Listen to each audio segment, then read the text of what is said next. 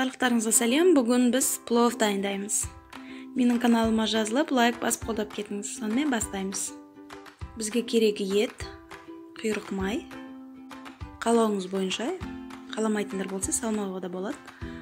Пияз, сары сәбіз, және де осындай специялар қолданамын. Зіре, барбарис и қара бұрыш.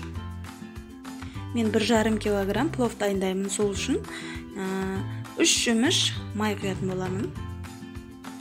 Құйрық майын қорып аламыз қызарғанша. Қаламайтындар болса, құйрық майды салмауға да болады.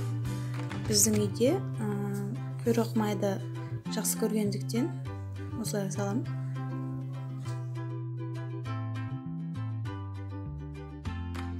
Етімізді қызарғанша қуырамыз.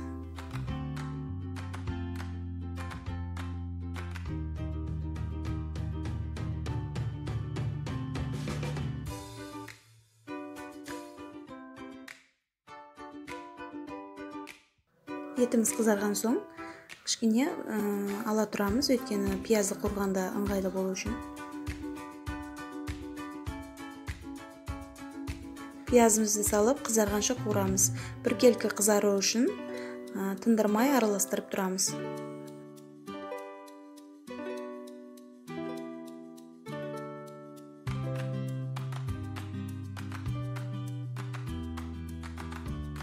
Осылай пиязымыз қызарған соң сәбізімізді саламыз.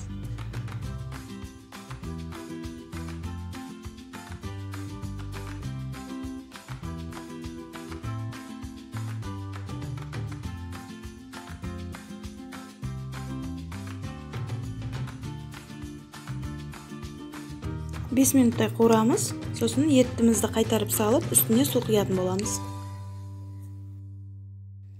Бір ас қасықтай тұз саламыз, өзіңіздің қалауыңыз бойынша. Және де специяларымызды да саламыз. Суымыз қайнап шыққаннан соң отын азайтып, баяу отта 25 минуттай қайнатамыз. Енді күрішімізді саламыз. Астындағы отынны жоғары қойып, қатты қайнап тұрған суымызға күрішімізді саламыз. Суы тартылғанша қайнатамыз. Міне менде осылай суы тартылды. Палауымыздың суы жақсы тартылуы қажет. Түбінде ешқандай суы қалмауы қажет. Өйткені кішкене езіліп қалады, суы қалып кетсе. Осылай ортаға жинап демдейміз. Жарты сағат бойы аузын жауып, астына баяу отта демдейтін боламыз.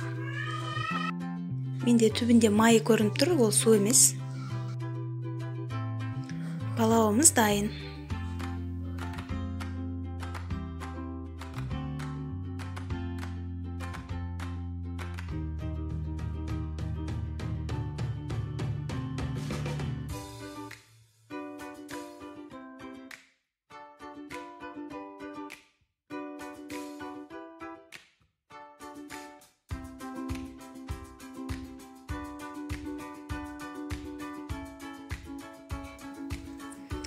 Барлықтарыңызға ас болсын.